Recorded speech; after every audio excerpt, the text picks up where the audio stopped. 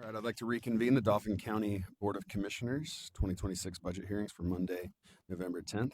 We are after our lunch recess, and we're kicking it off with Parks and Rec. Anthea Stebbins, come on up. We'll have Chris give a budget overview here, and then I'll hand it over to Commissioner Priest. Estimates for the current year, we're estimating revenue to come in right on target. Expenses, we're estimating over $213,613, which is mainly due to indirect costs, not their actual spending. For 2026, revenue is remaining steady because that's their restricted funds and that's tied to rent payments. Expense-wise, their request came in $358,400 over, which again is due to indirect costs because based on the 24 figures, which is how these get calculated, you're looking at a $273,000 increase over last year.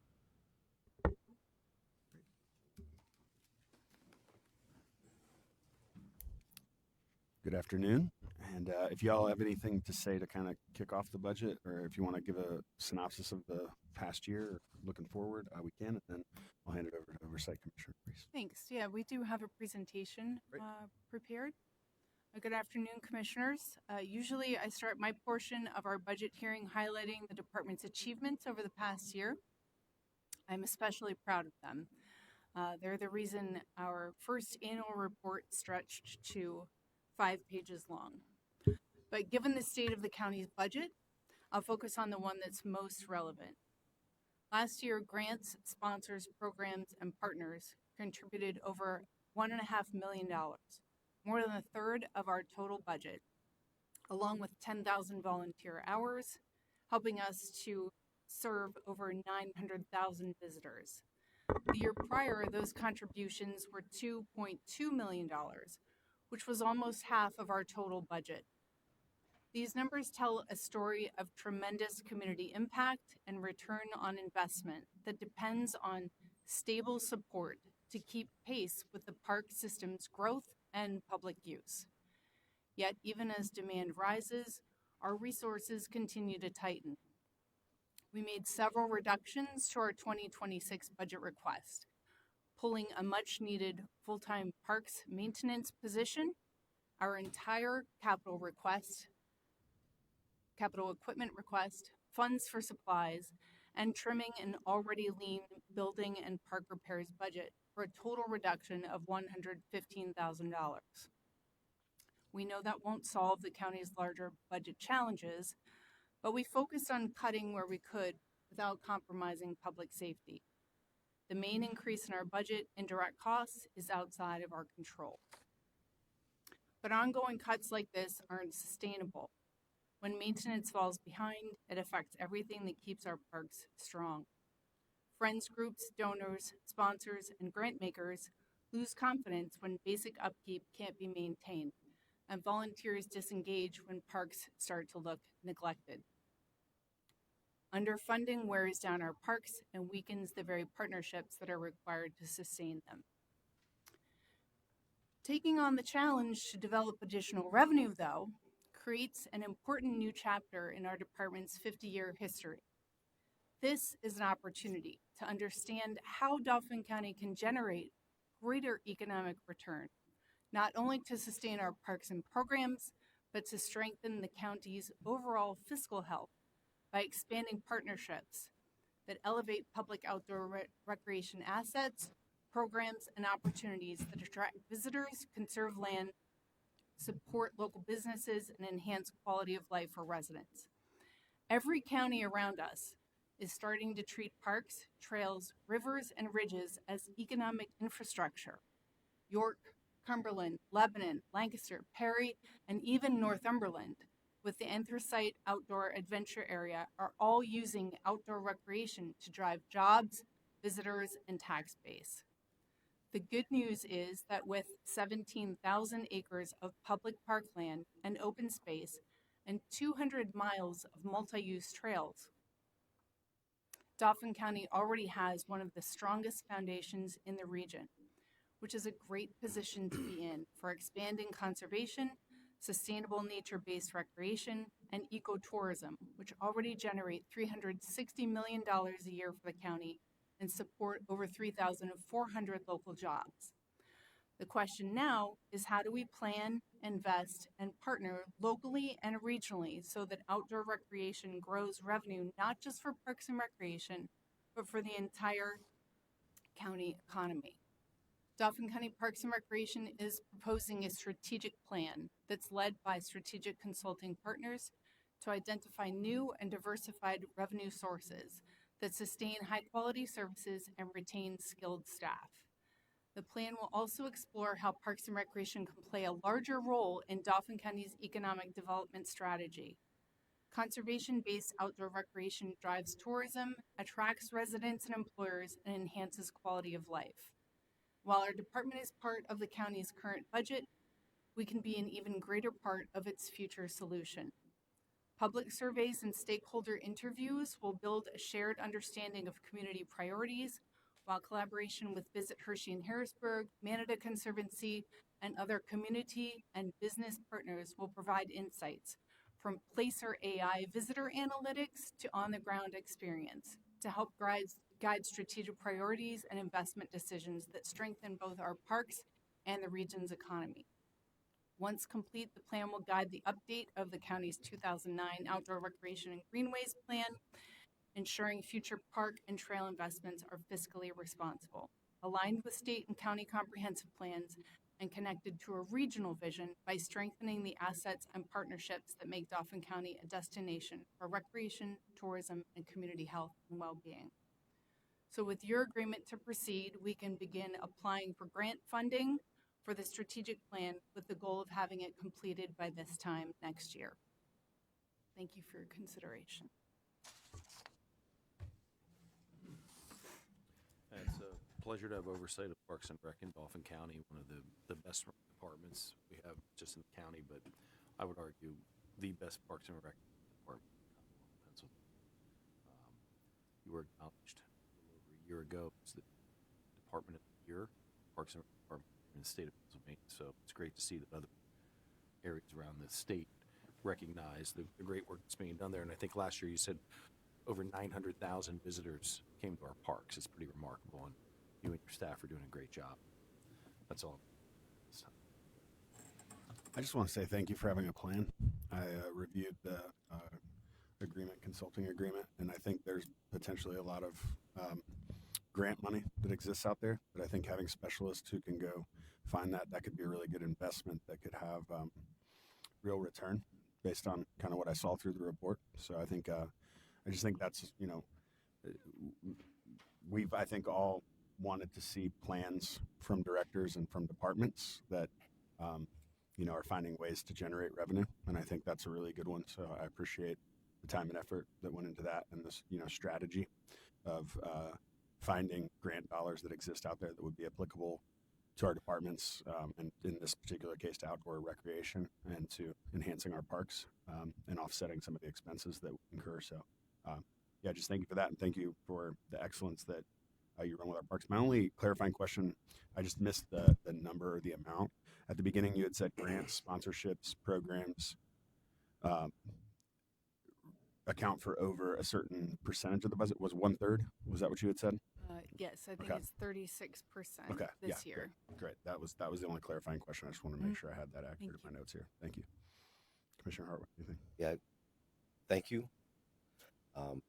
It's interesting how adversity and challenges, folks respond to that. Some people, get frozen. Some people, are thinking about not being able to get out of their old ways of thinking.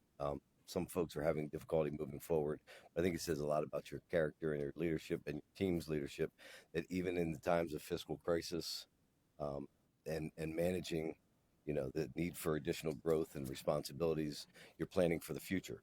I mean, like, these difficult times also present opportunities, and I think they force us into thinking a little bit differently. And sometimes in government, that's hard for folks that have been doing the same thing over and over. So thank you for sort of having a vision for the future. And I think, as time and the balances of shifts of government and cyclical changes of government happen, that's going to serve this department extremely well to continue to be a leader in those areas, particularly as you put forth plans, even in times of fiscal crisis, to not only be part of the solution with helping to save resources and putting things that are required off, but prioritizing sort of where we can go for additional revenue and how we can see this as an opportunity to think a little bit differently about the way we do things. That's that kind of response, I think, is very welcome here, and it's one that I think will serve both your employees and your department well. And I for one, there's not a lot of people. We talked about this morning, $75 million in two departments. A lot of people don't participate in those departments. About 1,900 folks are in those departments, and most of the time they're captive audience. Residents who pay taxes use parks and facilities, and Rick, you have a phenomenal way to engage your boards, the partners that you have for the friends and in raising money. So, from my perspective, that we can't compromise that strategic public-private partnership and the volunteers that are part of these hard-earned hours. I don't think, again, we should be thinking about how we take services away from hard tax-paying residents in this time. I think we think about how do we sort of refocus the efforts into folks use it. And I know that in times where it was difficult with gas prices and challenges for people to travel, we had great events that were here at home in their own backyard that were helpful to keeping people that have a quality of life and the use in the parks. And even during the pandemic, the outdoor recreation, all of those things in times of crisis require active parks. And from my perspective, this is a department that continues to excel. My one question, how hard would your budget be hit if we lost all our tourism monies? If we lost all of our tourism monies, that would be a significant impact to our programming department. Huge. So suffice it to say that those things help the quality of life and the taxpayers of Dauphin County. Very much. And by going through this strategic plan, we'll have the numbers to support that. Thank you. Continue to do great work. When you say would have a significant impact, do you have any guesstimate for percentage impact, or could you get that to us if you don't have it? That I would say that tourism funding is over half, probably 2/3 of our programming budget. We provide over 400 programs a year, and so 2/3 of that leaves us with a lot less. Does it offset any staffing costs for administrative purposes? It's not currently Okay. offsetting staffing costs. That's Okay. something that needs to be looked into, but Okay. it's not currently. Okay. All right. Thank you. I don't have anything else. Briefly, can you give us an update on the Wildwood Lake dredging project? Yes, we've had some good news lately. The U.S. Army Corps of Engineers has approved the permit for dredging, which means that we are shovel ready and ready to look for construction funding. We've already submitted an appropriations request. We're hopeful that that will move forward, but we're ready to go. The reason I bring that up is because I've been at the county 24 years now of security now. I remember back in the day when it was maybe a quarter of the way filled in, people were saying back then, we need to dredge it. And here we are 20 some years later, and now it's like 75% or more filled in with sediment and stuff. So I'm sure it's got to impact the wildlife out there. In some ways a positive way, some ways a negative way. So it'll be interesting to see how that plays out down the road. Even more with flood control. And some good fishing too. That was an engineering feat to get the water to go back to the Susquehanna. Thank you very much. Appreciate it. Next up, we have Recorder of Deeds, Jim Zuge. Can be tab 29 in your binders. For 2025, we're estimating revenue over 275,000, expenses over 16,478. Revenue for 26, we're expecting the same $275,000 increase, and expenses are requested at 49,270. He does have a request to fill a position, one of those positions that had their funding removed from that was vacant from 2024 and prior. He would like to have that added back into the budget. The total salary and benefit costs would be $62,543, and that is the Department Clerk 1 position that has been vacant since May 1st of 2023.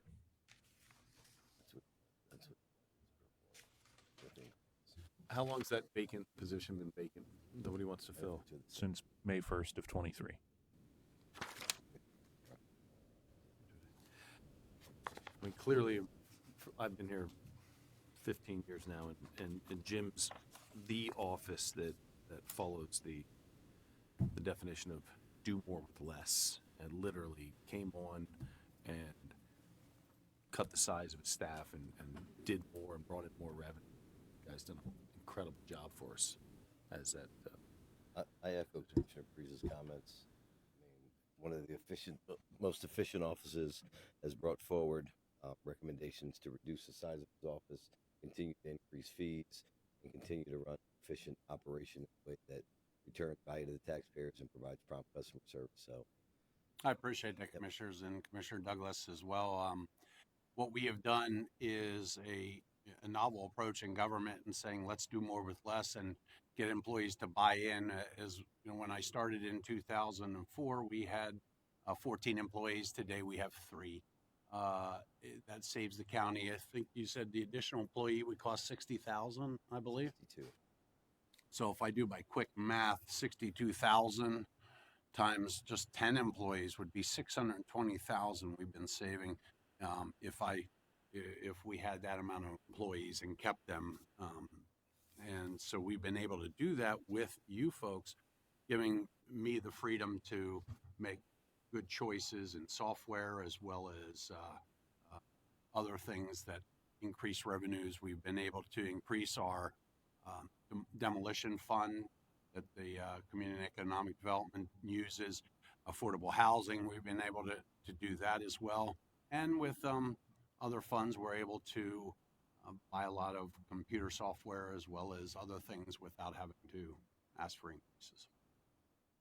Any questions from the commissioner? The reason I'm asking for that position to come back is that the 3 employees I have, the least one is 15 years. The least one is a 15-year experienced person. In fact, it might be even 17. And that particular, it's getting to the point where they have too much vacation time and so forth, where what we end up doing is if a person is off and a person is sick or something like that, we have one person to run the whole office for the whole day without any lunch breaks or anything. So what we do need to come back to is that we tried that for a while, but it's just getting a little too difficult. Eric doesn't get a lunch break. Yeah, I see he's looking to volunteer to cover.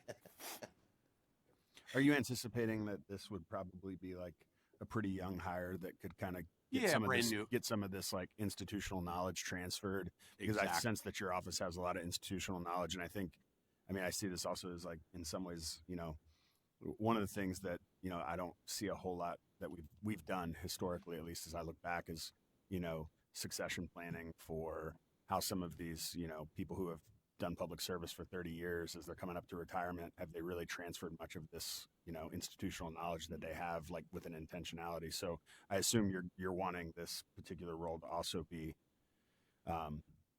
someone who's learning about how these things work, so they can kind of be the next generation of leadership. Absolutely. In there. Okay. The one item I would recommend that you do put in your budget someday is a new toaster oven. Yeah, that particular one, I do not know why. That 3 went times in the last 7 months, I believe. Yeah, I think We've it had might be smoke 4, alarms but go that's off at the okay. courthouse. I could use a hands-off sign for my sandwich I leave behind. That's true. But I understand with maybe the budget cuts in wellness, we are trying a new thing at work where we're trying to eat healthier for lunch and keep the employees in the office so that they are able to have a lunch rather than having them leave. So therefore, we're trying more cooking with gym classes. And what we're doing is eating healthier. Today we had broccoli with garlic and olive oil and baked potatoes.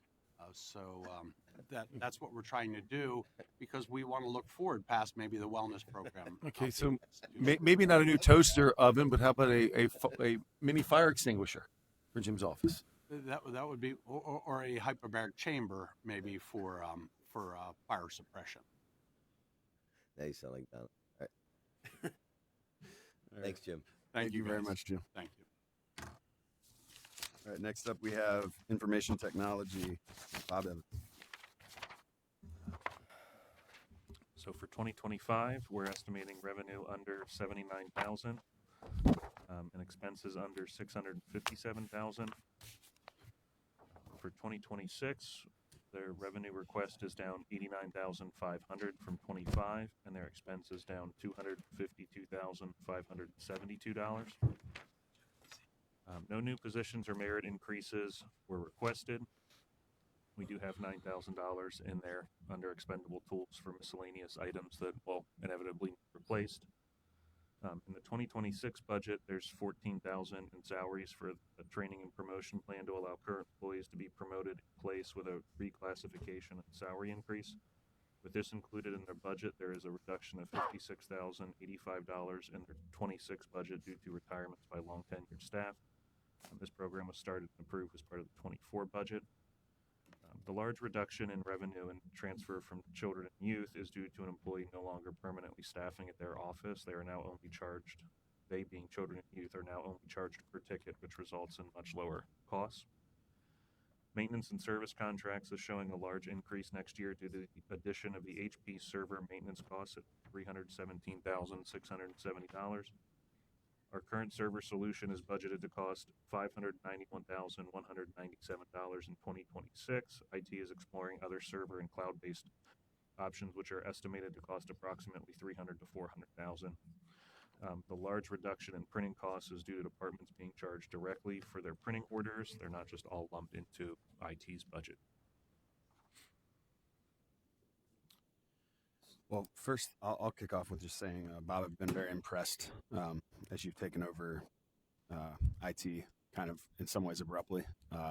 It's been, I've been impressed with your check-ins, your leadership, just the way in which you've gone through and tried to rethink different contracts and save the county money.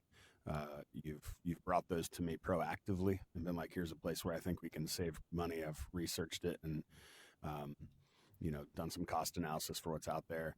And I just, as oversight, I appreciate that because that's something that I don't have to ask you to do. You're out there doing it, coming to me with cost saving measures. So I appreciate that. And do you have anything to share about your budget specifically or anything that we should know before we just kind of start asking some questions? No, Chris alluded to it. Right now we're paying a lot for server space and storage. We're looking next year at other solutions for it. Some of it's going to be reduced because we are moving our backups right now.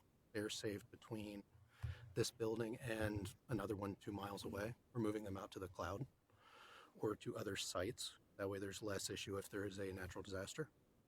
That'll provide us a little bit cheaper than having to just rebuy the same stuff every 4 years when the lease is up. But outside of that, not a whole lot. We support all the other county departments. This year, we helped redo all the AV in the courthouse. We're working on rebuilding a Ritz for work release. We did about 12,000 tickets year to date so far. About 300 onboarding tickets as employees or contractors start working. That's all I have, unless you got questions. I have no questions. I just want to give my overview. I've said it before. The two departments at the county that are literally engaged in every moment of every employee's day is security in some way, shape, or form, and information technology. From the time you come in, using your badge to get in, turning on your computer, phone system, texting, whatever we do here at the county is directly related to information technology. So I've been very impressed with how that's going. Although I every now and again forward you an email that I asked if it's a spam or phishing, and you say yes 99.9% of the time, because even I can figure that out. But I guess the one thing that we had asked when you were actually coming for the position was in terms of handling outside vendors that might, not vendors, but malware or suspicious folks from the outside might come in and try to take down our system. Mm-hmm. You're confident with the current system we have in place that won't allow that to happen? Yeah, right now we have a very robust, especially compared to other counties, for cybersecurity. We have stuff on every computer that will actually alert if it hits more than a couple computers at a time. We're constantly updating firewall logs and rules as we get information from the state or federal government to block stuff. So yeah, I'm confident. As confident as I can. my job's to be paranoid about it. And the new www.dauphincounty.gov and our emails for dauphincounty.gov, that's run pretty smoothly. Yeah, those are through Microsoft. Part of the moving the backups to the cloud is we're also going to start doing, actually we started already, we're doing cloud backups of all that stuff too, all the emails and everything. Very good. Thank you. Just three specific questions. The first one would be, we're going to hear people come in today that have executed IT contracts that continue to be problem. We're going to hear a number of people that come in and say, we need our own system. We're going to hear people that say, I was sold this at a conference, and I know it's the best software that we're going to be able to employ based upon this world. And it continues. Well, not only do I have concerns about the process, but I've got concerns about, the maintaining of these costs moving forward. We talked briefly about an IT committee that should be central and be the made up of sort of these representatives. Where are we at with the status of the creation of that, and hopefully a barrier that can stop us from going down the road of infinite spending and your time and energy with your department having to figure it the hell out. So we had the first meeting internally with just the respective members of that committee. And then I want to talk to Eric about actually going to an executive session to talk to the three of you about the actual plan of it. But we had a meeting with the 5 prospective members, those two, me, Edgar, and the Act 8 chair. The only other thing you think about courts. Yep. Somebody from there as we just so yeah, it'd be nice to hear about how that's going to be structured. The sooner that can happen, as one commissioner, the better. Yep. Yeah, I think Eric's just kind of waiting for the budget. Second thing would be storage management. This is another issue we've talked about for some time, to make sure that a part of the IT requests where we don't have the ability because we don't have storage. We're paying all this money for hard storage for jail and videos. Yep. Where are we at with that plan? That is part of the redoing the storage and moving a lot of that stuff out to the cloud. We will have more local storage here with what we have. And then one of the things we're looking at is to redo the local storage we do have, to switch it to a system that's set up a little bit differently. Right now, an issue we have, and the reason it is so costly, is it's a bunch of compact, but it's old hard drives. It's old spinning style hard drives. They tend to break down, which is why maintenance is expensive on them. There are multiple companies that offer flash drive based storage, and that's what we're looking into. So when will we see a plan for that? First of the year. All right, and then we're in a world where we're hearing about, and this is my last question, I promise, that there may be folks that be replaced with functions that may have some AI component. A big part of that is developing internal policies in order for us to have the ability to utilize those in an ethical way, number one, and with some sort of process by which, before we enact any of these things, it would gain some kind of approval. I know we've talked about that in the past. And again, that's going to be really important, as if we're cutting staff and we're doing things, how are we going to weed through all the same amount of work with fewer folks and not miss things? So that's one of the first things I actually want to tackle with the Tech Advisory Committee. Right now, most of the counties in the state are really behind on AI, just from sitting in CCAP IT meetings. The CCAP portion of IT is actually working on writing policies and like prospective policies for each county so that there's templates.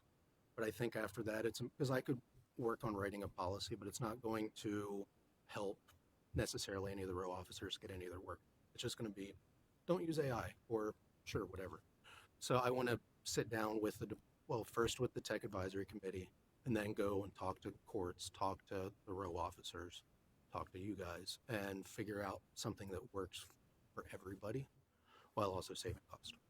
Because I know that's a discussion about these sample policies may not be happening at CCAP. They've got some challenges with their CIA, and those can maybe the NACO level. Yeah. Commissioner Douglas is involved with that. Yeah, I'm on those some sample policies may be helpful, Yep. at least to give us a framework and start. So I'm just holding you to time. But when are we thinking about this? The 3 minutes.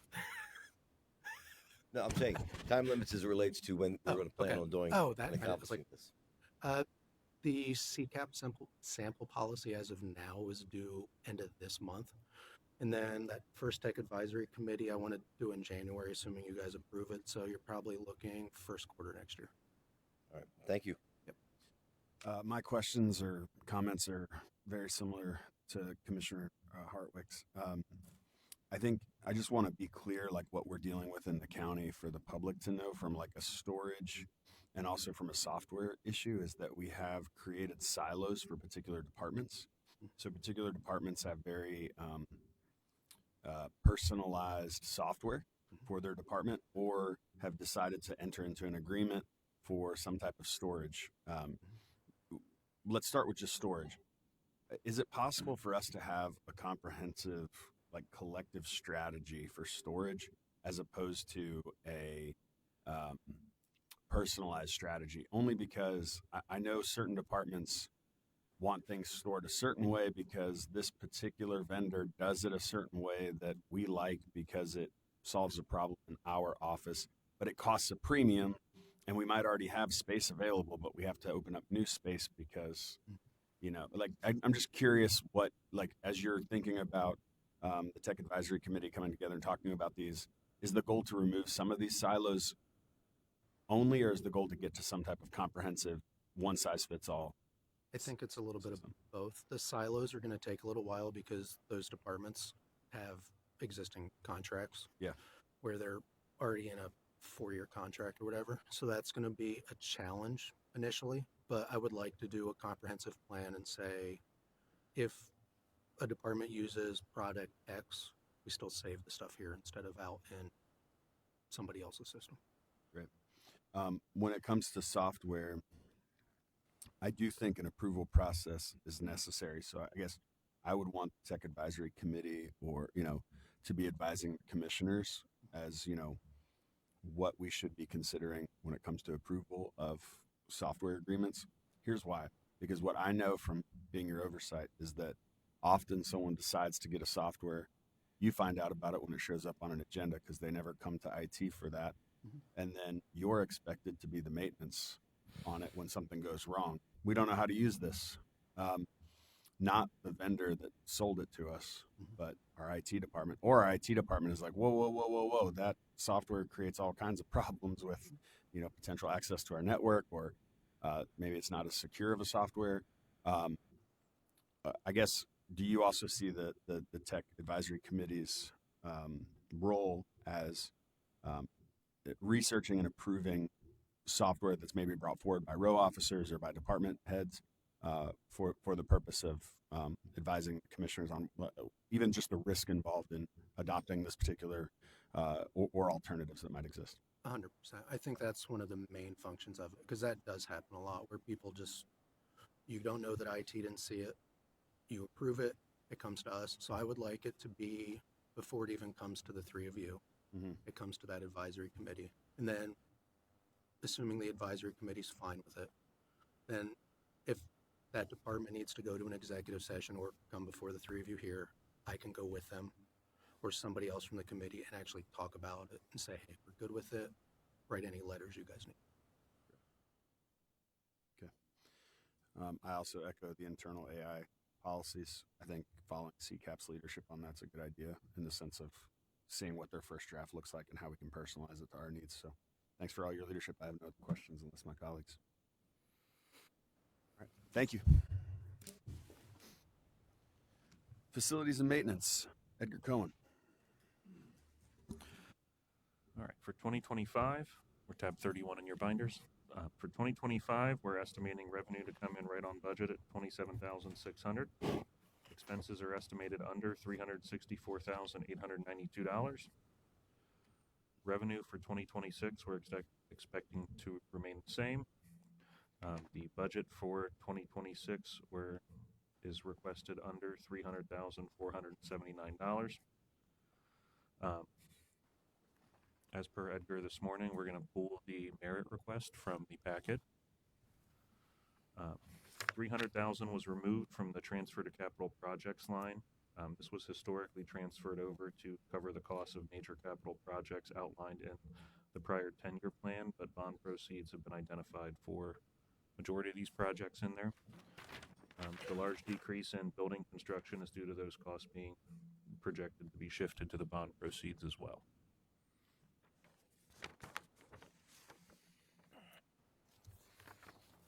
Good morning, Commissioners. Morning, Edgar. Morning. Just want to give you a little insight about my department there. My department consists of 16 full-time employees, 18 part-time employees. Facility maintenance is accountable for maintenance and repairs in 21 county-owned buildings. In 2025, some of the highlights that we have done is we installed new infrastructure on an architectural beam outside 1100 South Cameron Street building to prevent snow from laying on top. We updated the parking lots within Human Service parking garage, working with Director Barry on office renovations at APO, helped Director Spackman at the registration and elections for the department with equipment and emergency generator for the primary and general elections, and currently working with ECI with the renovations with the MBJ Bianca's project. Along with that, we have our normal day-to-day operation repairs that we do, and then also we have our normal preventive maintenance items that we do there. Be happy to answer any questions regarding the budget or anything else. Commissioner Priestley? No questions? Commissioner Harwood? What kind of plan are we doing with bond proceeds in your department for the upcoming fiscal year? And what are the most pressing and biggest priority projects that need to be complete in your estimation? Well, the one bond pursuit that we have done, and you have heard already, was the Well, generators, yeah. courthouse generators, yes. The other ones, I'm not sure where they stand at, but I did give a number list of priorities. Apologize, I didn't bring that with me at the priority list from the bond proceeds, but I do have other capital infrastructures that, for example, looking possibly to replace the at Schaffner Youth Center. There's 3 HVAC units that needs replaced. There's some paving projects here at the EMA and then also at courthouse. And then there's some roof replacement that I would like to accomplish as well.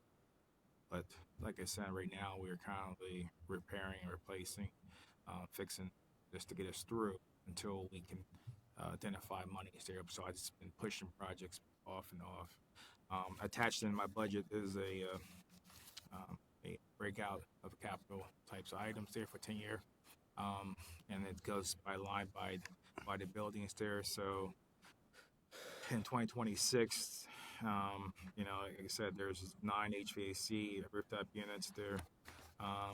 There's 2026, we're looking at roof replacement possibly for bulk storage. Where's that list at? For 1100 In our Cameron packet? Street. Is it in the larger book packet? For The big supplemental? Yeah, I got to go back to the office. Sorry. it's okay.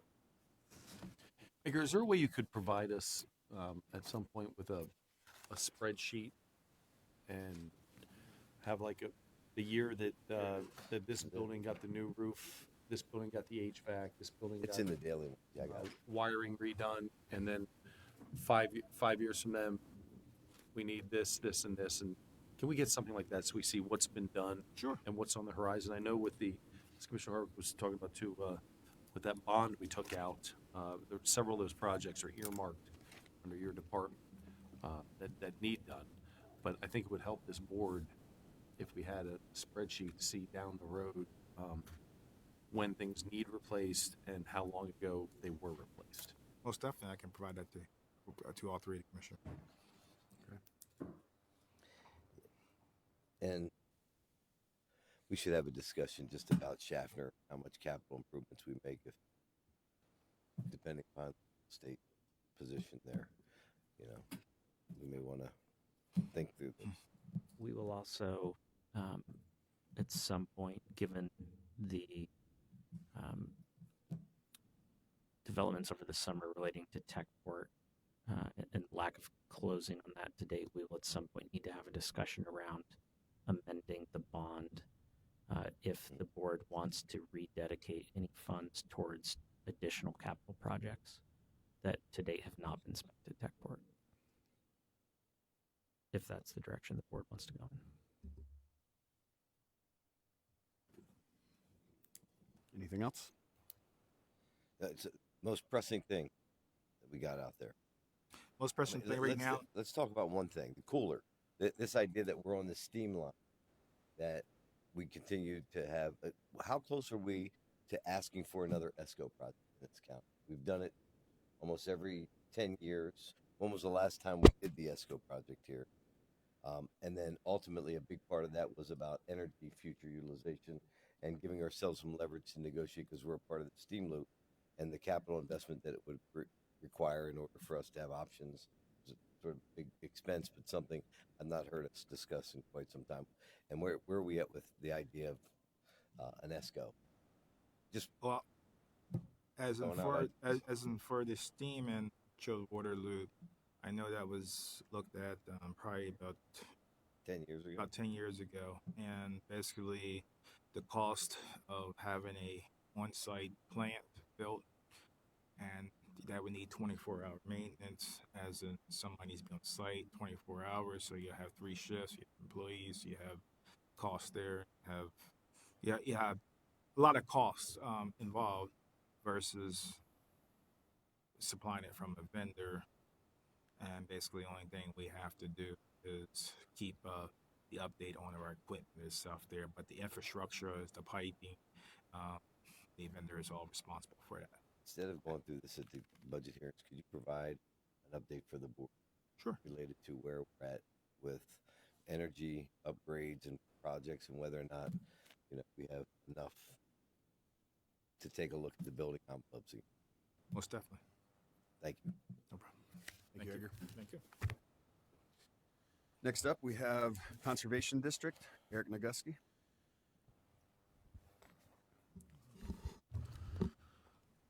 So for 2025, we're estimating revenue under 250,511. We're estimating expenses down 277,648. The request for 2026 revenue is down 61,000. Expenses are down 11,800. They did request a new bookkeeper 2 position, that the cost of salary and benefits would be 72,900. The budgeted county funds requirement for this department next year is $711,251. This is an increase of $3,065 or 0.5%. $50,000 is again budgeted to come from the general fund for the farmland preservation program. The cost of the position requested above would be offset by moving the current program assistant to the erosion and sediment control cost center, and those costs would then be reimbursed 100%. This would ultimately result in cost savings to the county of $4,530. The large decrease you see in the farmland preservation program is due to how payments are expected to be made for the program.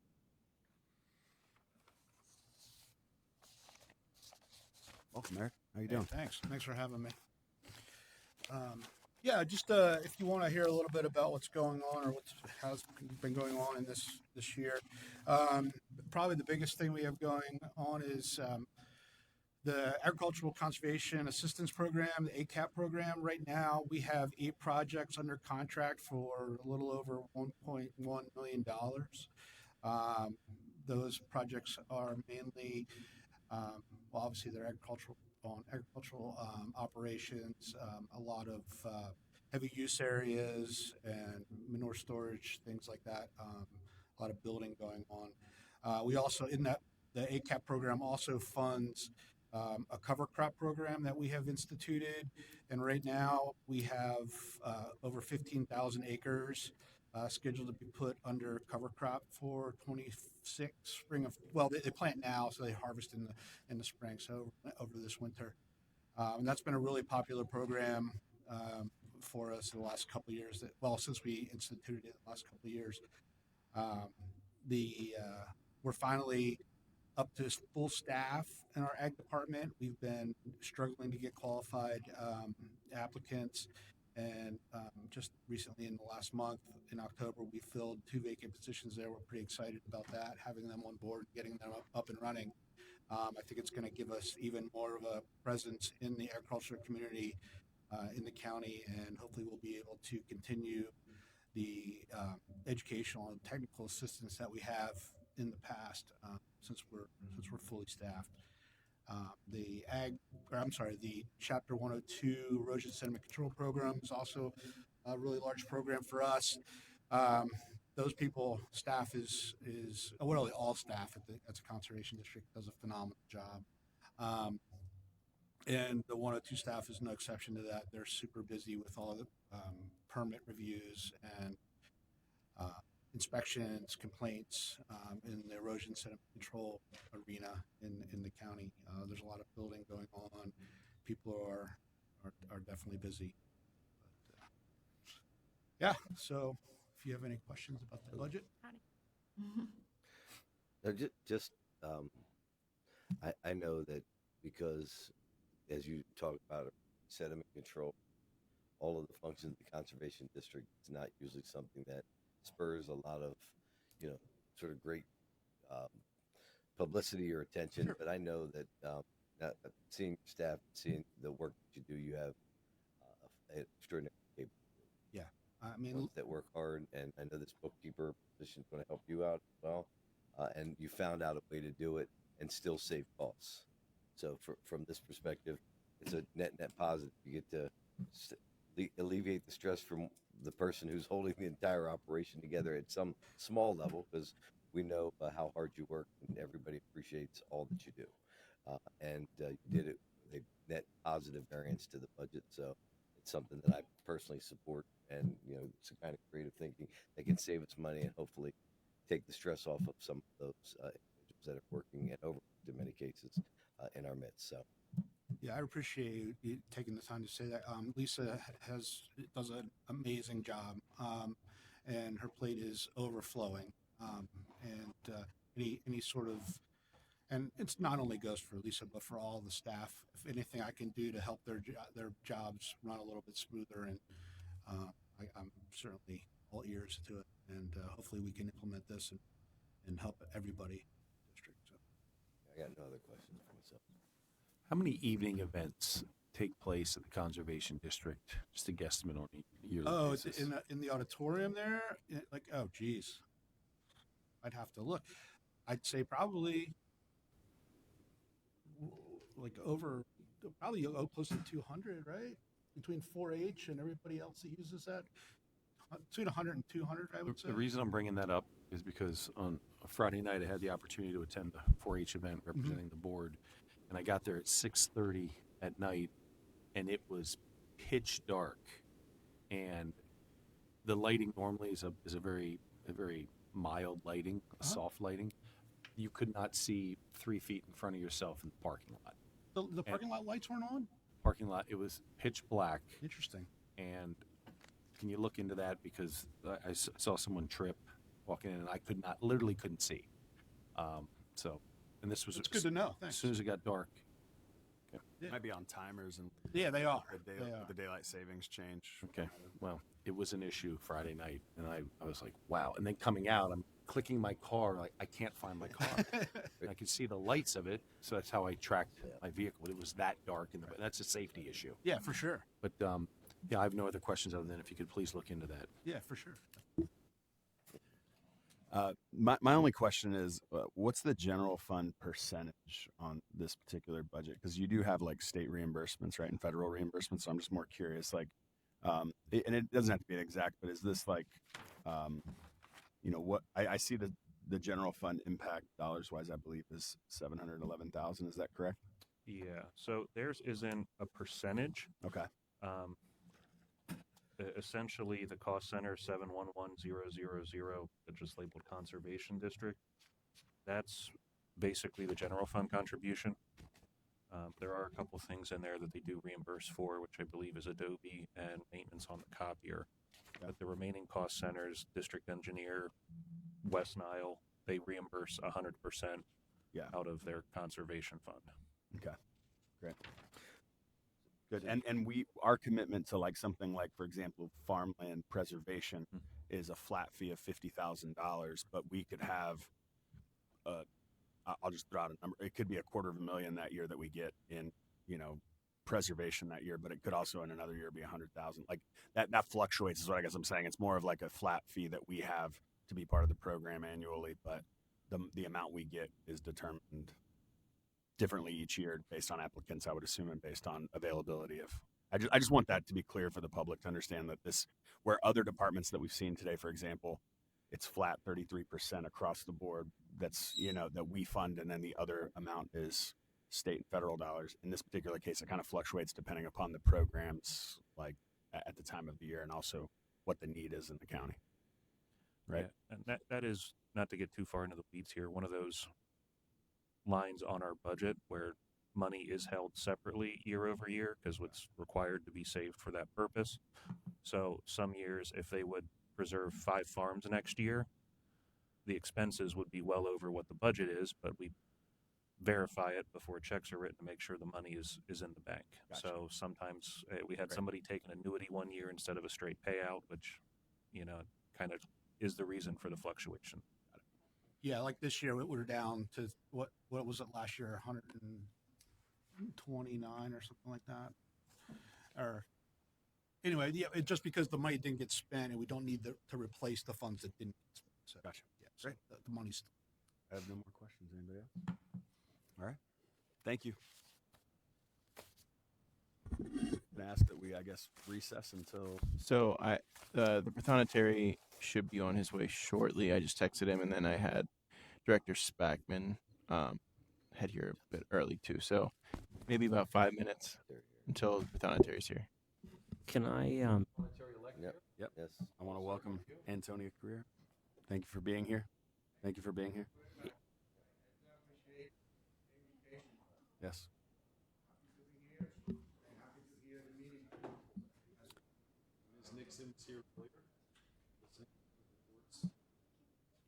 Thanks again for if joining we us. have a few minutes, or if not now, would it be possible to go into an exec session to discuss lines of credit?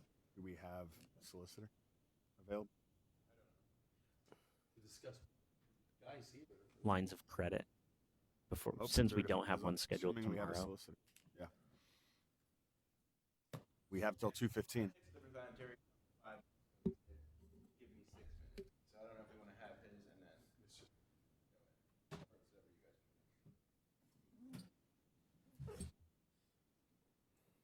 Do you want to check to see if guys? For those joining us online, we are ahead of schedule, and therefore we are awaiting our next technical on the agenda schedule is at 2:15 with the prothonotary Matt Krupp, but we have texted him to come early if he's available, and we are talking about the potential of exiting into executive session, but I guess we'll keep the live on until we know exactly what the plan is. Let me ask directors that this is happening before, and we should be here at least a half hour in advance. I can remind everybody in advance of Thursday, but the 30 minutes in advance has been the direction given to everyone every time the schedule's been out. So I'll make sure they're still aware.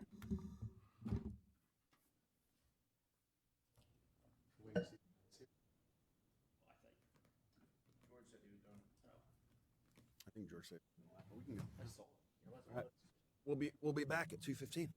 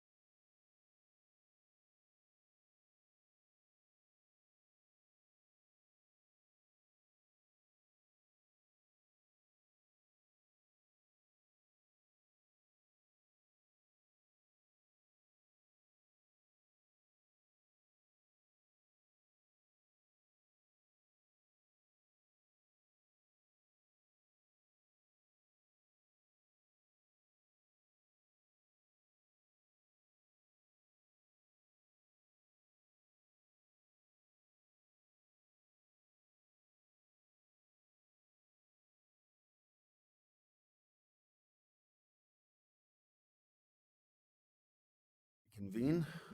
We are at Prothonotary. Matt Krupp. So for 2025, we're estimating revenue over $245,000 and expenses under 81,847. For the 2026 request, revenue is following the same 245,000 over 25.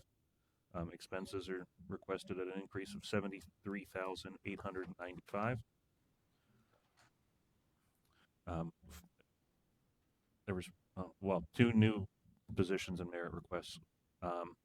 He asked for 2 one-time bonuses for each deputy, the cost of 5,000 each for a total of 10, and an increase to the solicitor at $500, which is included in his request because that's paid as a contracted service, not as a staff member. He had requests for an embosser sealer and a timestamp at a cost of $6,300. The increase in revenue is due to the launch of e-filing. The viewing module for Telesoft has not gone live, which would allow outside vendors and people to view pages online. This module would increase revenue further through either a subscription model or per page fee or both to view documents online. Welcome. Anything to share about your request? I just ran the numbers today. So for this same period from January through today's date, we're up 160,000. It's 168,000 in revenue where we were last year. Great work. And then I think today we're going live with the subscription slash paper module. Subscription fees not being charged at the moment. We're just charging 15 cents a page, which brings us in line with what the surrounding counties do. So, I don't know where that revenue is going to be, but a lot of people are going to, service just to documents. And of course, they're always available publicly online. Autumn and Jen are the 2 deputies. I put in a request for that. I actually put in a request. Who did I meet with? George, and who else was there? Eric. So I was trying to get their salaries increased, but George was concerned about the ongoing costs that would be associated with the pension and et cetera, like moving forward. So he suggested a time $5,000. I don't know if you call it incentive payment, but those 2 girls work harder than anything else. I told George I came back from hunting one night and I drove past and I saw the lights on in the office. It was 2 a.m. and I circled the block and pulled over because I was confused why the courthouse lights were on. And I got up on the ledge outside the courthouse and Autumn was in. So I told her to go home. I didn't ask her to work those hours, but she comes in early every day and she stays late every day to get that stuff done. So I do. I'm more concerned that security can do something. We keep in our windows at 2:00 in the morning. So you're worried about them being Yeah. Yeah, and then the other 2 were just like normal requests. I think we got a new embosser sealer maybe 4 or 5 years ago, and the office has historically run with 2 of them. We've been using an older one that's been long, so I thought it'd be a good time to upgrade that. What was the other request for equipment? Timestamp. Timestamp, right. Historically, we've had 3. We got 2 last year. Just want to get back up to 3 because our 3rd one is on the fritz as well. Could I ask you a question about this? Yeah. The subscription fee. You talked about the cost per page and that being supported, but there's also the idea of subscription fee. Could you explain to me what sort of the options are there and what surrounding counties?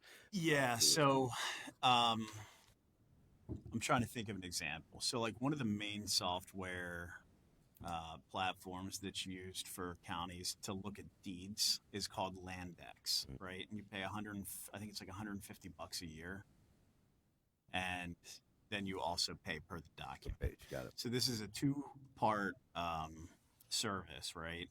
And so we have the ability to charge an annual subscription fee, and then we're currently, I think as of today, going to be charging 15 cents per page to view.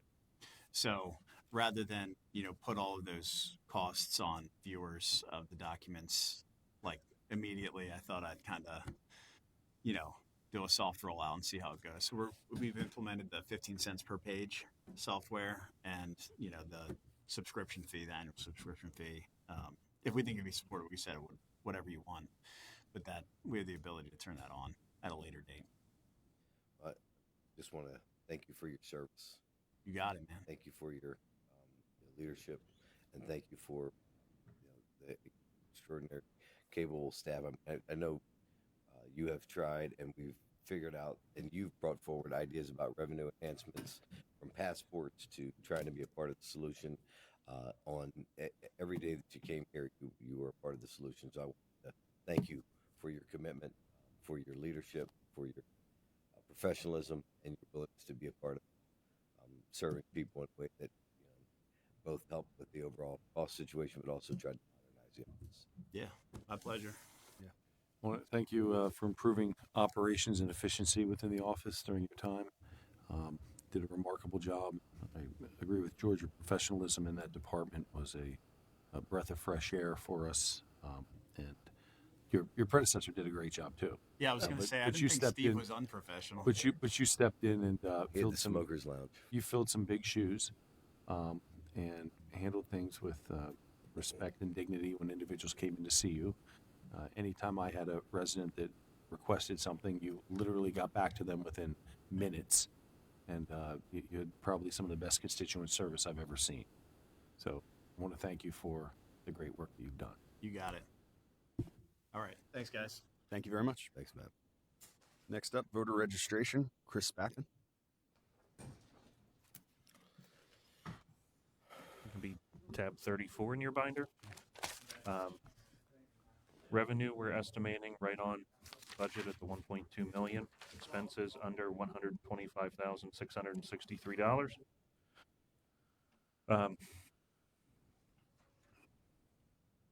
Expenses, we're looking down, or revenue, 205,914 less from 25. Expenses down 123,310. The department's requested an 8% increase to all full-time staff, which would have a cost of salary and payroll taxes of $20,416. They're also requesting 50 new e-poll books at a total cost of $104,750. The $212,000 in the transfer from general fund line has been removed for 2026. This is the reduction in revenue.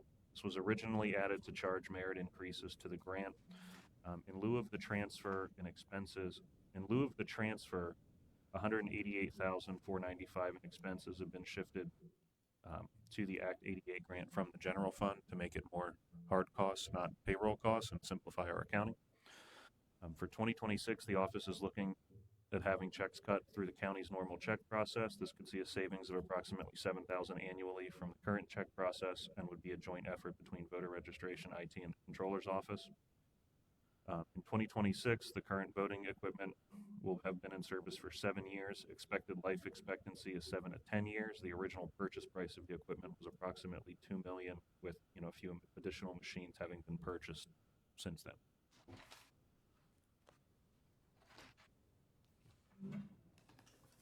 Afternoon. I don't know if we're just going to pop one question. I just have a question right off the bat. See, Please. 8% increase to all full-time staff. How many full-time staff do you have?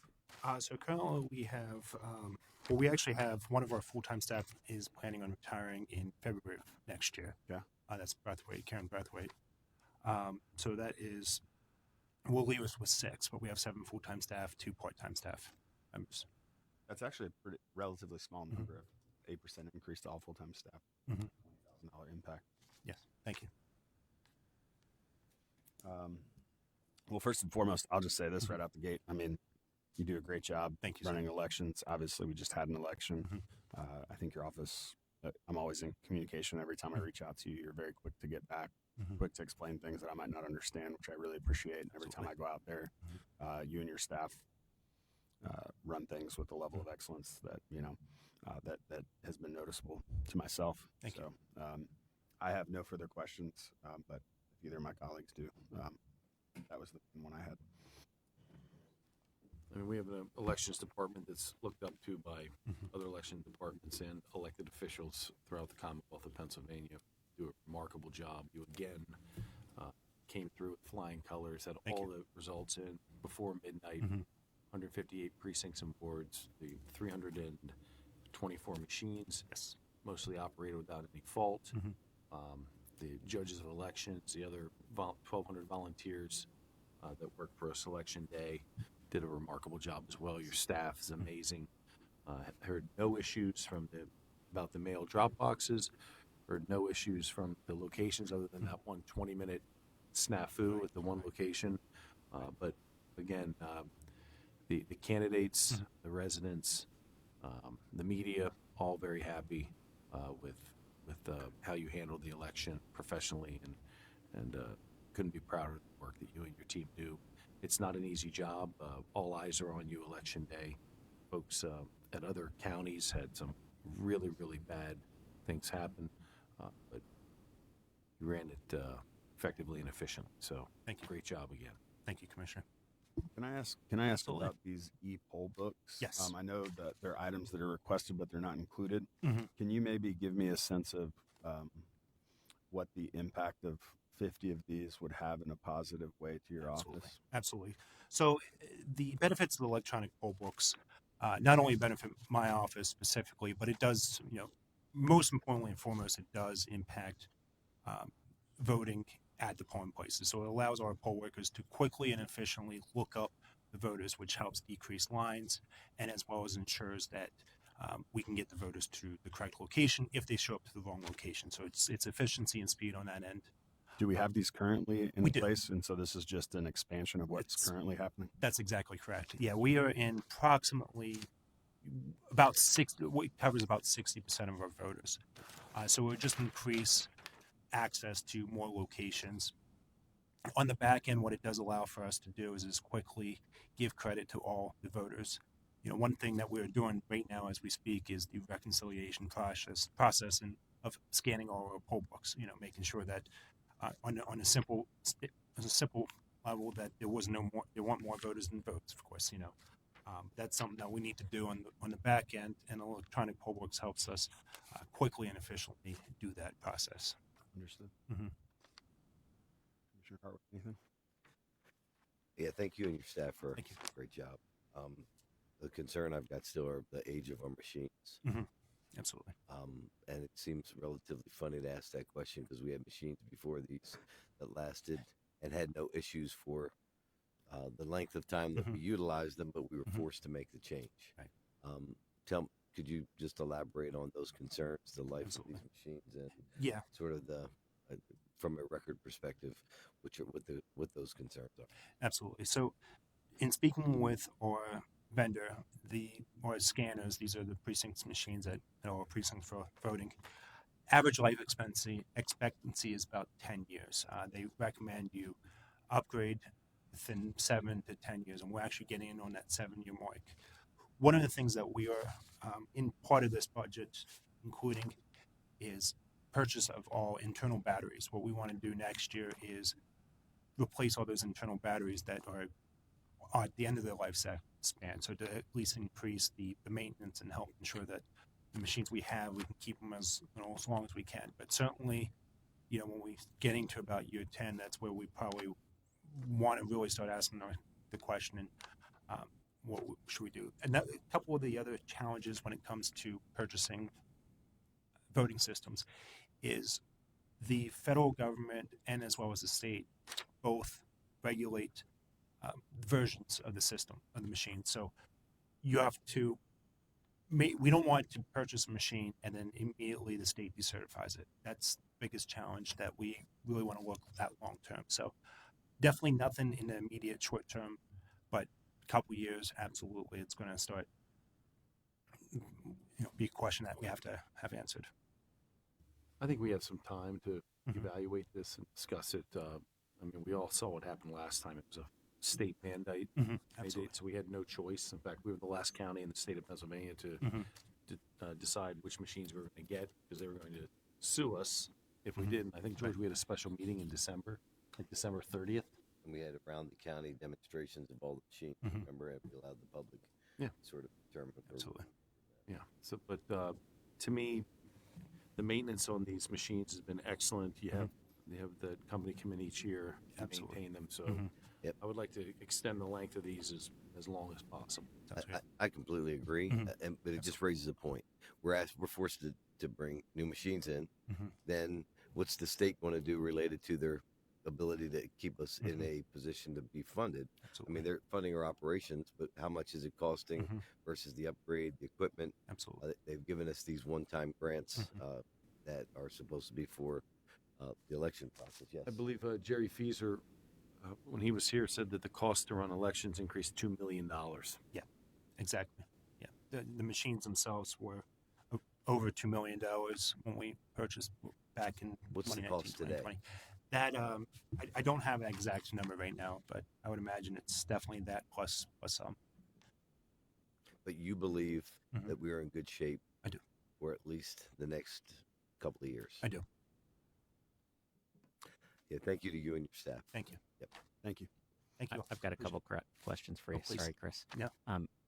First, last week, the library system was in and That's- brought up the prospect of a ballot referendum Okay. relating to their millage. Can you explain to the public and all of us here what the process is by which such a referendum could appear on a ballot? I would need to look into that further. Okay.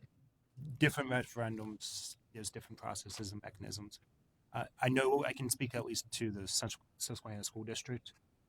They were the most recent governing body that put a referendum on a ballot.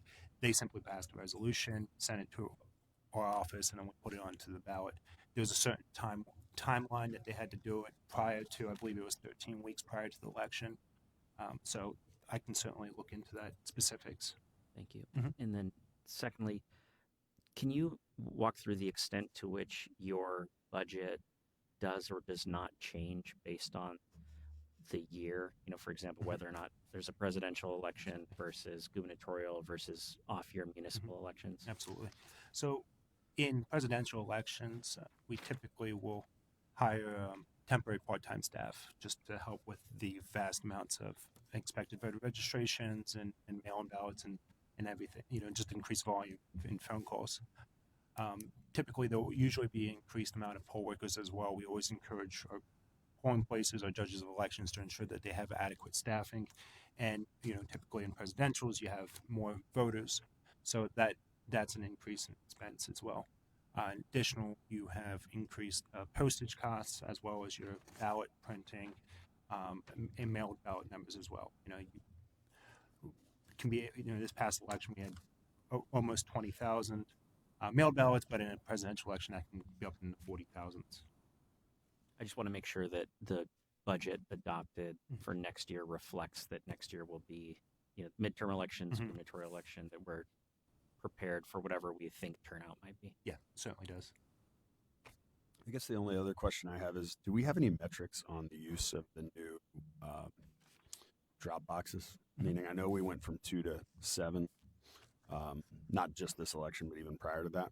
I guess I'm just curious the metrics of that, and if we see that there's any need for even further expansion, or if there's any need to see that one's being underutilized and we might want to move it to another part of the county where it might be Makes sense. more utilized. Mhm. I think some metrics on that Yeah, for the absolutely. commissioners might be helpful for us to kind of just ensure that we're, you know, getting the most out of those drop Absolutely. boxes. No, that makes sense. I'll absolutely prepare those numbers. While doing that, also keep into consideration the manpower that needs to be utilized Absolutely. to cover if we were to go to additional mail boxes. That makes sense. If there's nothing else, thank you very much, Mr. Thank you, Spack. commissioners. Appreciate it. Next up, Coroner Graham Hetrick. For 2025, we're estimating revenue 23,000 over budget. We're estimating expenses 56,491 over budget. For 2026, revenue was requested 14,000 over the 2025 budget. Expenses $216,060 over budget, or over 2025 budget. They requested 2 new items: a new autopsy saw at a cost of $7,000, and then Quincy Tech software upgrades at a total cost of $18,330, with $5,460 to be paid from their restricted funds. Overtime was set at 50,000 for the 2025 budget. However, overtime costs are estimated to be 150,000 for 2026 or for 2025. I'm sorry. There's currently 170,000 budgeted for 2026. The office runs on 12-hour shifts. Therefore, anyone picking up overtime is picking up 12 hours at a time. The loss in revenue for 2026 is due to the decrease in requests for photographs and reports. Costs in medical supplies continues to increase as cost of supplies and the number of autopsies continues to rise. The office is exploring reimbursement or a separate fee schedule for external autopsies. The fees for use of the facility by other counties and agencies for their autopsies are being examined for a potential increase to bring it more in line with costs.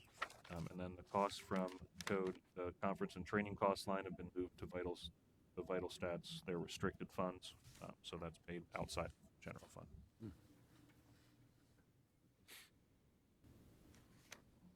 Welcome. Welcome.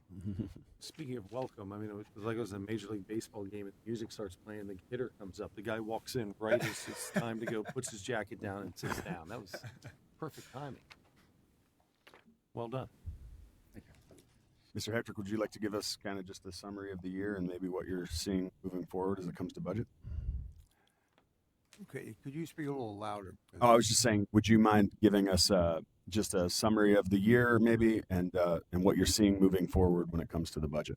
Well, I would say that, again, we have to figure that we'll approximately have about 850 actual scene calls this year.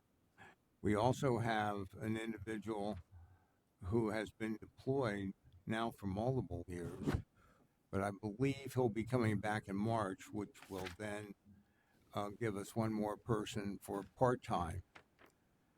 We considered adding on more part-time, but the truth of the matter is that those would have to be trained to be forensic deputies.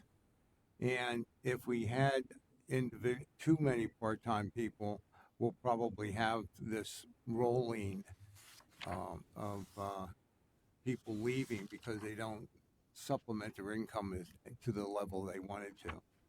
I also checked with the surrounding counties as to autopsy costs, and we're right in line with everybody else.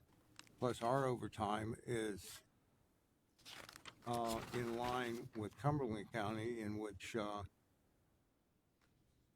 they have a tremendous area to cover as well as we do. So I think we'll be able, with the part-time we requested of him coming back in March, filling a position that's been empty for, I think, 2 years now. And that'll lower it some, but I don't know how much it will lower us given the call-out rate and illnesses or anything else, so I can't predict it. You did have meetings with us, and we tried to come to a reasonable figure on the balance between two part-timers and overtime. So the solution would be to have fewer deaths. That's not the case. So any questions on that? As I'm looking at this, the question I have, the initial question I have is for the Quincy Tech software upgrades that's requested but not included. Is that software you're currently using? And can you tell us a little bit about what that software does? And I mean, how much do you rely on IT for support for that software? Well, it's called the Quincy system, and in that system, it documents all narratives given by the deputies, all studies, whether it's toxicology or pathology, and then interaction with families, and all following interaction of calls for medical records and everything else is inculcated in that. So that is essentially the autopsy report, toxicology report, and pathology report And if there were other esoteric things like anthropology, that report would also be inculcated in that. So it's software specific to the coroner's office. Pardon?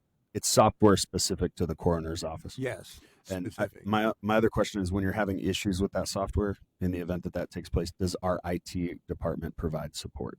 No, Okay. that's handled by Quincy Okay. staff. Other questions?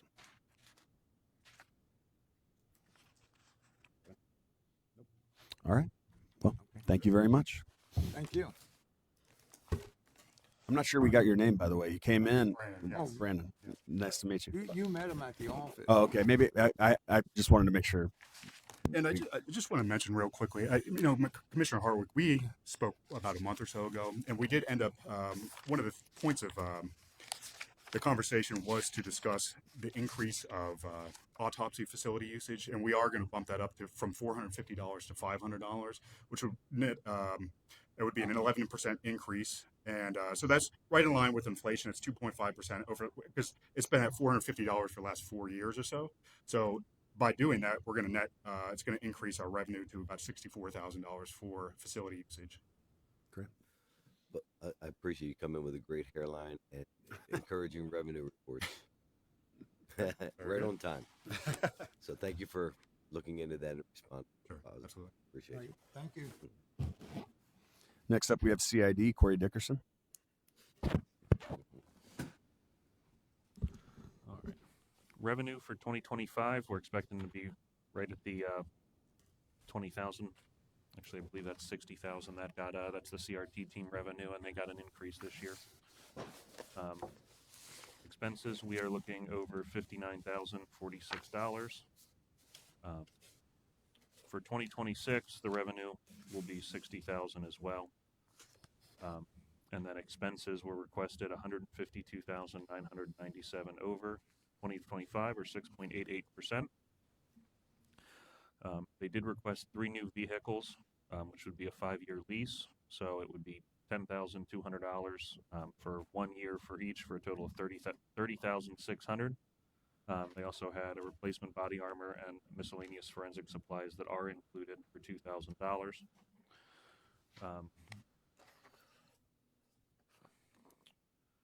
Increases to overtime and gas costs are due to the increase in extraditions. They were previously handled by a private contractor, but it became cheaper for CID to send their own detectives.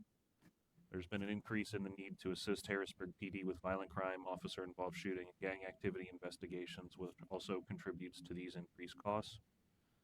Overtime and vehicle gas costs are also elevated due to the addition of the 2 new violent crimes detectives that were approved as part of the 2025 budget. Part of the overtime is reimbursed through the FBI Safe Street program that a CID detective participates in. Welcome. Anything to share of the previous year before we ask questions, or looking forward? Just that our total cases, and this was at the time of our last meeting, maybe a few months ago, was up 34% for the year, 32% for the year. And that wasn't taking into account our ICAT cases. That was just our total number. So if you add our ICAT cases, it'd be more than 32% for the year increase spread out through, what our assistance to Harrisburg City, our assistance to, investigate things at the prison and other places as well. And just that is a big load taken away from providing money to companies that do transport, and we do those ourselves all throughout the country. Our detectives, they do that for comp time or anything other than overtime for as much as possible, but sometimes that does go on overtime. So, but yeah, 34%, and that's, like I said, that's our total caseload has increased by that much in a year.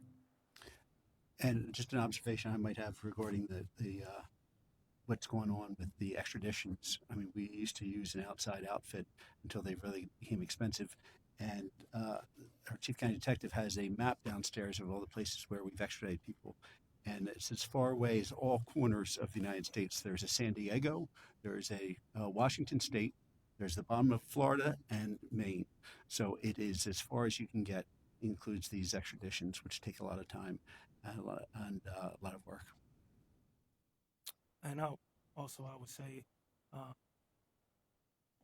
this year alone, I think we are at 4 officer involved shootings, which was more than my first 16 years here at the county. So, um, unfortunately, that's increased as well. The assistance that we have to give in investigating those as well. Go ahead. So, Chief, could you tell us what type of vehicles you're looking to get? It says 3 new vehicles. What's the make and model? The last vehicles were just, I believe they were Ford Escapes. They were the cheapest thing at the time, with 4 wheels and we provided safety. We have our spare car right now doesn't have heat in the winter or air in the summer. So that is what we utilize when somebody's car goes into the shop. So the thought process, I know I talked to Chris about it, was instead of putting Band-Aids on the vehicles that we're using, and they're constantly in the shop, maybe doing something like this would be more cost effective. Do you get any special bells and whistles in these things because of your law enforcement? No, sir. No bells and whistles. Thank you. I also think, just like we said previous, we have something on our agenda for tomorrow for enterprise that might be fleet management, assuming it's approved by the commissioners, where they're going to do a assessment of all of our vehicles across the county and make recommendations based on the usage and life cycle in which the cars are in for cost saving measures, and also for recommending upgrades. So as we look forward, that might be part of a more comprehensive plan that we're looking around countywide for how we upgrade vehicles and such. Thank you for bringing that to our attention. You had mentioned the prison. What percentage of the workload do you think is prison related for CID? If you had to guess. I mean, I know you might not have the numbers directly in front of you, but if you had to, it's a large amount. Anecdotally, what, 25%? More or less? I would say closer to 40%. Okay. Now, depending on what those cases involve, the magnitude of the investigation is one other thing. But we get probably anywhere from 6 to 10 cases a month from the prison. Why does CID investigate the prison or investigate the issues of prison, whereas, I know in other counties, the local municipality is deployed for investigative purposes? I guess we investigate all crimes throughout the county that happen in the county facilities. But we've always investigated the prison. I can tell you, I've done some research recently in regards to prisons in other counties, and some of the stuff that we hold people accountable for, they do not. So that does raise the magnitude that we're needed in the prison. For example, for inmate assaults, a lot of counties don't charge for those. We do. So I don't want to get in trouble with Swadera Township, but I highly doubt they want to investigate anything in the prison. So we take that on. Well, want to and have jurisdiction to save us money is different. And so I guess I'm curious if there's a potential for cost savings when you say 40% of the work, and even if not all 40% of that work is, I guess what I'm saying is there potential for certain investigations in the prison being done by Swatera, alleviating or allowing CID to focus in other places? I'm not asking for an answer today either. We're thinking creatively across this budget. Everyone who comes before us, we're trying to find any cost saving measures we can. And, I know the township, for example, I believe Cumberland County, the police in that township are the ones who investigate crimes in prison. What I don't want is exactly what you just said, though. And so I want to be clear, it's not my desire that anything, gets looked over because we hand it off to a municipality, but I'm wondering if there's ways in which we can partner with the municipality to have added coverage and be able to ensure we're addressing things like gang violence. We're addressing things like the specialties that you have, as opposed to, just be honest, because you've been a part of it, the ticky-tack stuff that happens out there that requires your guys' officers to potentially go out there and utilize time where it could be potentially initially seen by Sorterra and then elevated to you. I just wonder if there's a system we might be able to create in partnership with them, cost savings, but also ensuring that our officers are being put on the most critical, needs. I'm open to exploring that, but the one thing I did want to point out is it's not 40% of the time; it's 40% of the cases. And so when you're working a homicide case, Yeah. that's going to take up a lot more time than the DCP typical case. That's a good distinction. Yeah. Outside of that, I would come back to my first point that that will probably be the biggest thing we would have to look into.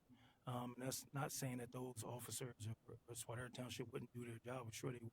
Sure. But they have probably less detectives than we have. So then we would be taking those cases and putting it on them. And then ultimately it would be okay. Maybe we're not going to investigate inmate on inmate stuff. Just something to think about. Sure. And we've had prosecution where it was involved CO. Mm-hmm. And so that's a difficult situation to where we denied ARD. Fortunately, we have a good staff over there for the most part. They're going to be in any profession where there are going to be people that don't do the right thing and need to be held accountable. As far as I'm concerned, the correction officers should be held to the highest account, especially when they're bringing contraband in, because they are given a responsibility and also access to individuals who, they're entrusted to care for and secure and to take advantage of and to make money off of. I would support you in prosecuting to the highest standard and not providing things like ARD situations, just because of ultimately the reality of the trust in which they are breaching when they do that. I'm thankful for that work, and we obviously know we still have contraband issues that we need to remedy in Dauphin County Prison. But Commissioner Hartwick, anything? Yeah, we have one of the things I'm proudest about, even regardless of what we have been hearing over the years related to our involvement with the city, lack of involvement. I know we've had a number of issues that we have been partners with from the city's perspective, but the investment that we made in this violent crime unit, that working in cooperation, particularly on the gang violence issue, all residents deserve to be safe. And I want to thank you and your staff and the local law enforcement agencies who are partners for all of the efforts that went into getting guns off the street and trying to allow for those issues to be addressed, the intel to be done, gang members to be identified, and then ultimately hopefully keeping our streets and the types of senseless violence down to the extent that we can. So could you give us a quick update as it relates to your work in that area? Yes. First, I want to say thank you again for approving those two detectives. I think it's been roughly eight months, maybe 9 months since we added those additional detectives to form the violent crime unit. They have their investigations have led to over 150 guns, firearms seized off of the streets of Dauphin County, primarily out of the hands of juveniles, which is huge. They're there to combat gang violence, and unfortunately, a lot of that gang violence involves juveniles. They've also assisted in during times of need with the city, not just in gang activity in specific situations, but obviously at the end of the summer we had a huge problem downtown. At the time that bars or clubs were let out, we assisted. They asked for assistance. Harrisburg City did. We assisted, and we continue to on weekends, giving them any resource they during those nighttime shifts. We have also just had started meetings with Harrisburg City High School, the superintendents there, because they've been seeing a rash of gang violence now that school has started up.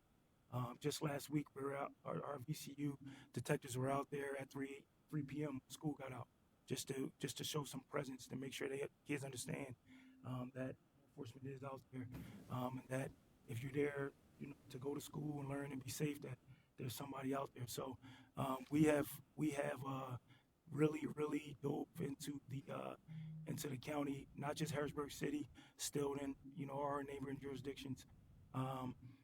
We recently, our VCU Drug Task Force just had an investigation, Operation Smoke Shop, where we targeted the smoke shops in the area that were selling what was supposed to be legal hemp, and it all turned out to be illegal marijuana mixed with all kind of substances as well. So they are active, they're aggressive in combating crime throughout Dauphin County, with the emphasis on gang violence.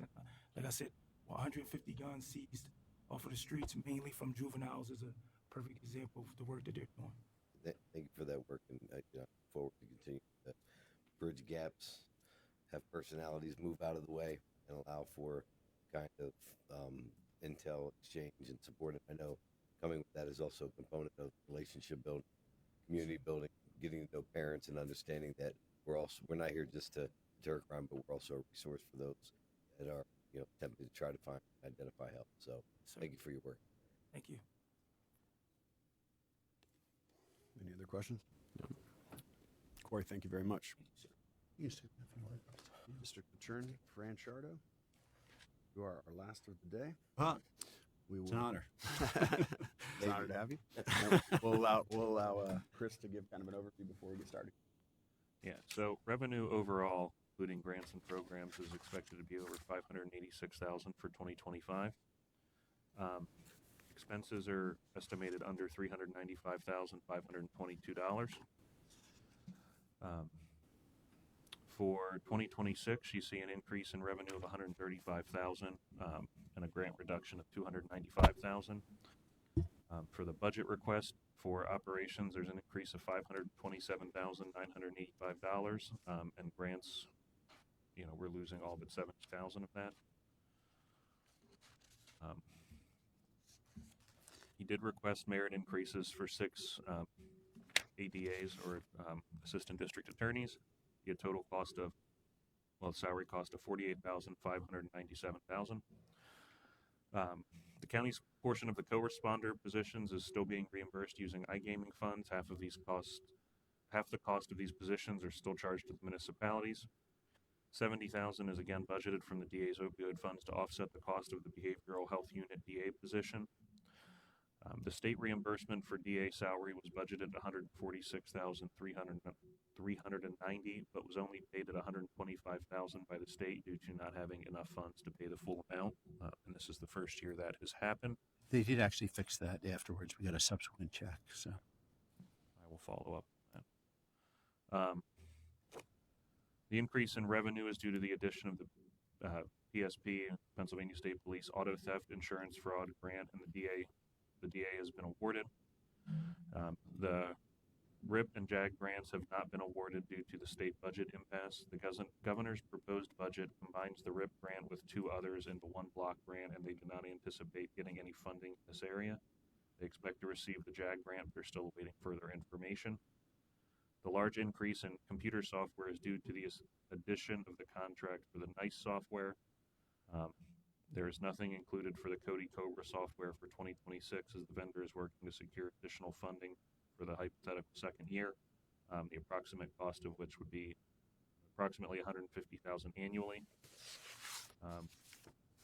And maybe you have an update on this one as well, but the forfeiture funds remained overdrawn as the office is waiting for more funds to be released. The gaming fund was exhausted by the end of 2024 as well, and did not have enough to cover the Violent Crime Task Force allocation, historic allocation of approximately $50,000.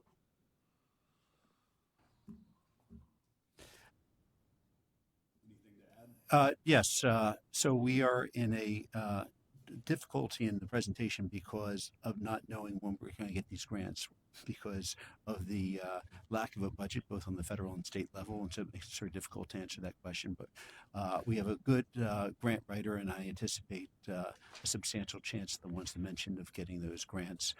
With regard to the NICE operation, we entered into that in order to get the best price before they went with a substantial increase, and that's why it's something you can get out of at any time with 30 days of notice. And I just thought locking in that after hearing from the solicitor, that was the right thing to do because it was closing out, about to go up at the beginning of this year. And that's why I got the communication was okay to sign the contract and lock that in. It is essential, and all the counties of this size and higher are getting those because you can't do operations without something like that. You can't provide it's not like doing prosecution when I started or even 10, 15 years ago because the enormous amount of data from all sorts of cameras on the person of the officer, on their car, on every building, everywhere that we have to gather and provide to the defense. And we can't do that. And it results in delay. As you'll recall, Commissioner Douglas, sometimes it results in delay so that the case can't be resolved in a meaningful way, sometimes resulting in continued incarceration of a defendant with a detainer because they don't want to plead guilty, understandably, without seeing all the evidence. And so this is going to help advance the cause of justice in a substantial way. How long have we been using NICE? Well, we just got up because it takes a while to bring it up to speed, but we have been using it for about a month and a half or so, and able to communicate it very quickly to the other side. Will there be an increase in the time at which the public defender's office get discovery then with this? Well, yeah, it happens. Whereas before, the gathering of the information took a lot of time. My computer would shut down 5-6 times a week, and the other people's would too. Now we're able to take all that data off and transmit it instantaneously, and document when it's seen, document that it was received, and that's important not just for the public defender's office. And we're going to have about 75 jury trials, and only 33% of those are going to be the public defender's office. So I'm also worried about the private bar as well. Of course. And can you speak to what the interaction with NICE software is with local municipalities? So they are able to transmit it to us, whether it's a police department or I don't know if it's Walmart. They can transmit this digital information to us. Are municipalities going to see a cost savings with this? They're not going to see a savings. That's not a big savings. They're going to save having to get a bunch of time, maybe but time and other devices to load up this information and transmit it to us. And then, of course, the other savings is it transcribes information, so we're able to search it more quickly. I don't have to spend the money on transcription, including Spanish transcription. I get that transcribed and I can search it for specific words and things like that. Anyone else? Go ahead.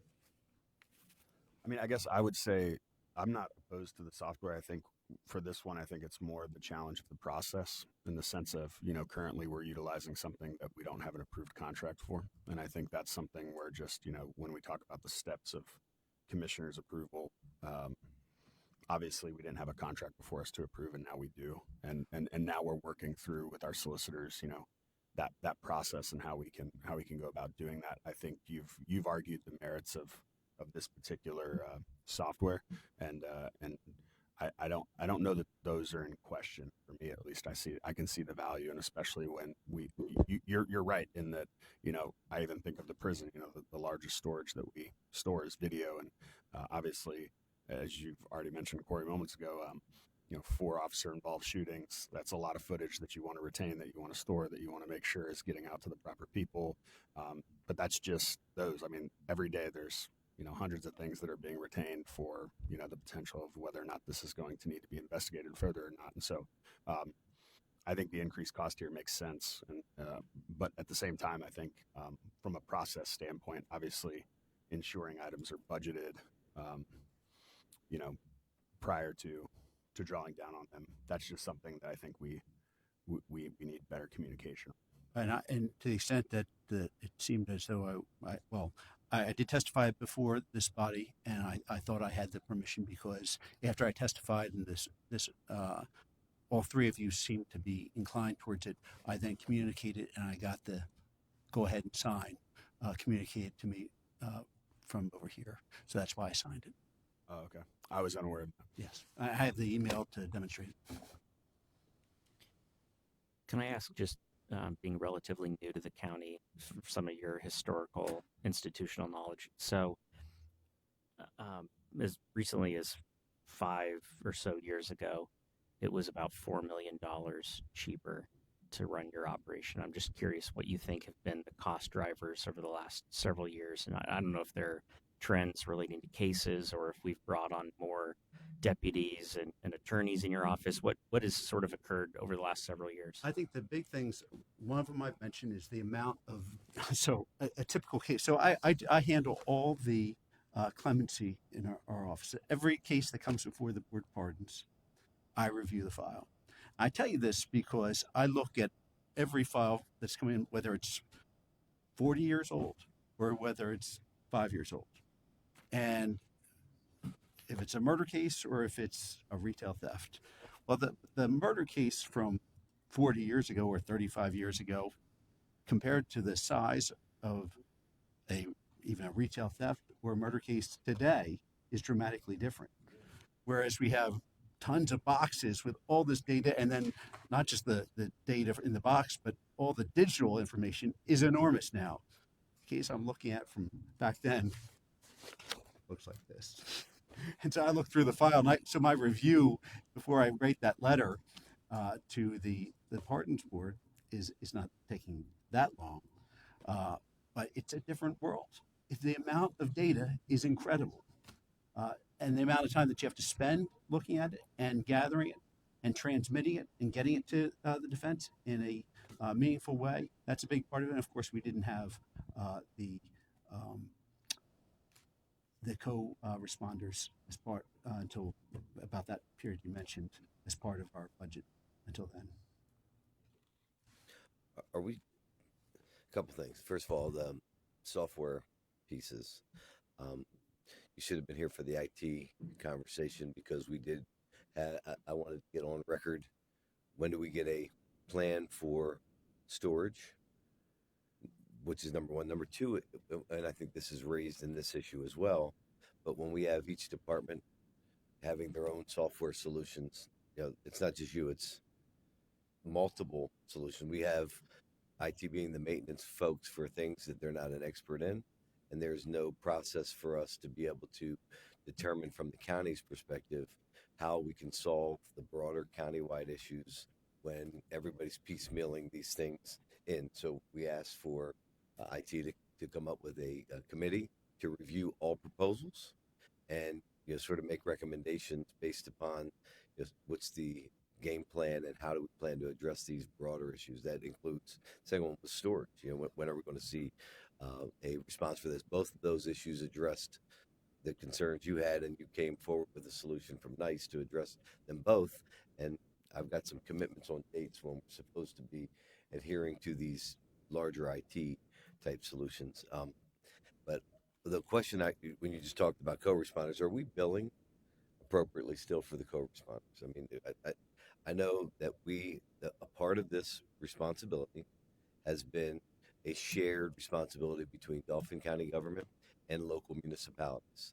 And this idea of having a joint effort is really important. And I want to make sure that we are not missing out on revenue from the local municipalities that are participating in this program, because there's been staggered folks that have had things under grants that now should be paying for half the tab. We're still footing the bill for half of those amounts for salary and benefits.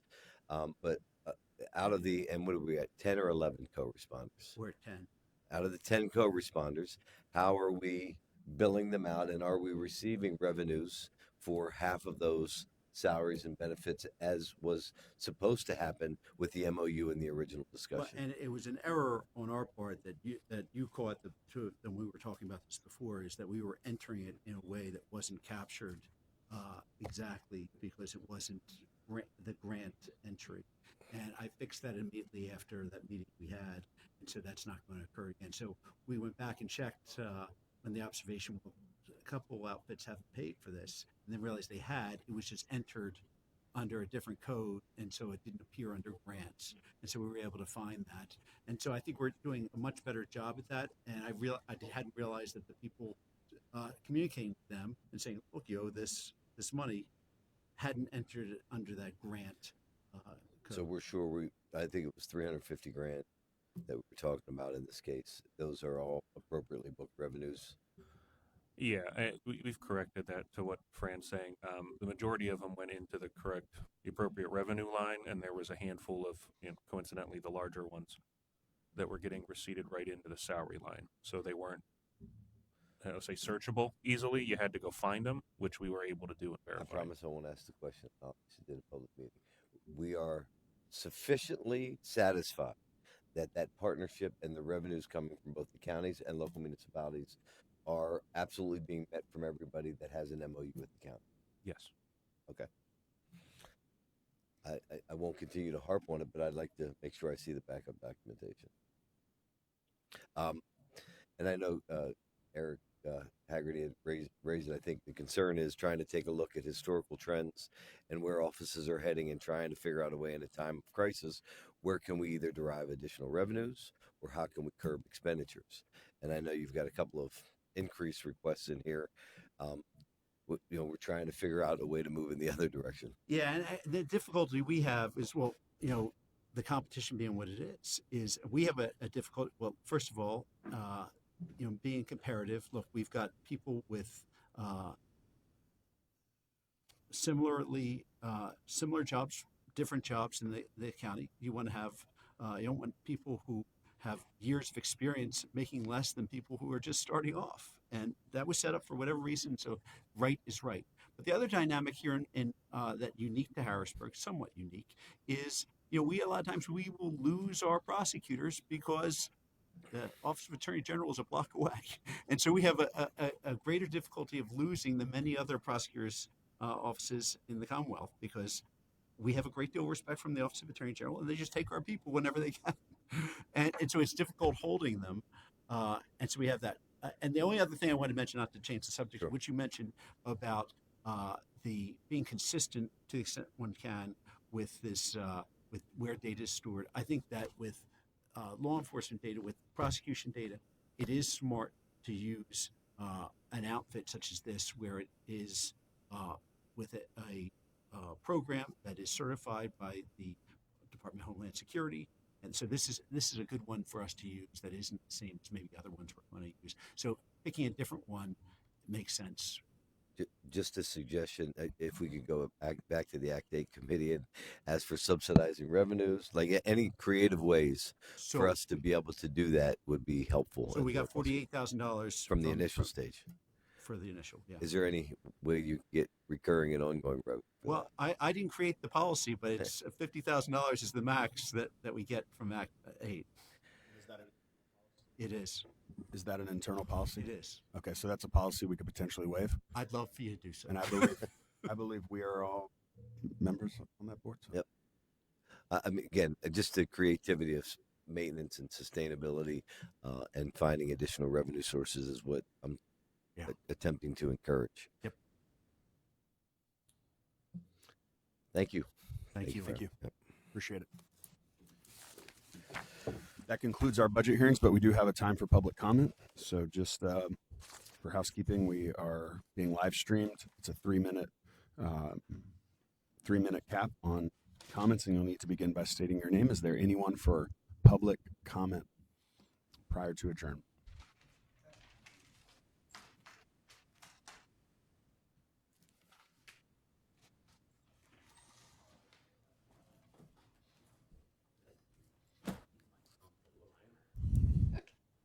Good afternoon, Pam. Good afternoon, Commissioners. Pamela afternoon. Parson, City of Harrisburg. Thank you, Commissioner Hartwick, for remembering to use the microphone. Appreciate that. I also appreciated the line of questioning today. But one thing that you didn't ask was, what I'm hearing is increasing revenues and curbing expenditures. But one of the things that you didn't ask about was what about people who have contracts, independent contractors?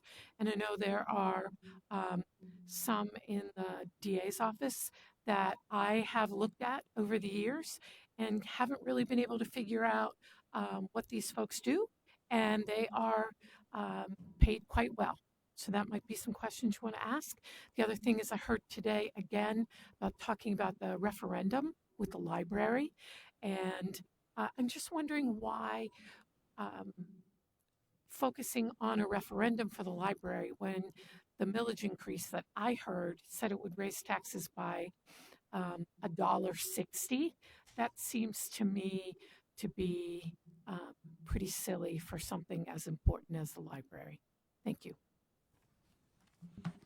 Thank you, Pam. I don't know if I need a motion for adjournment or just say we're adjourned. I'll go ahead and make a motion. Motion for adjournment. Is there a second? Second. All in favor? Aye. Aye. We are adjourned.